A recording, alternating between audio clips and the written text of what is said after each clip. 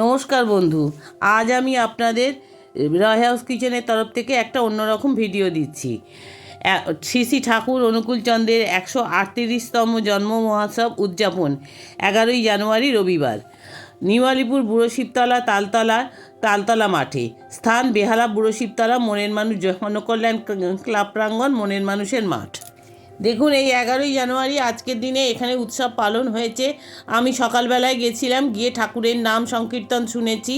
এইবারে আমি তারপরে সবাই লাইন দিয়ে যে ভোগ গ্রহণ করেছে, আমিও ভোগ গ্রহণ করেছি।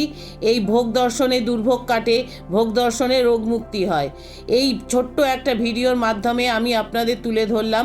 যদি এটা ভালো লাগে আপনারা লাইক করবেন, মতামতে জানাবেন এবং চ্যানেলটাকে সাবস্ক্রাইব করবেন।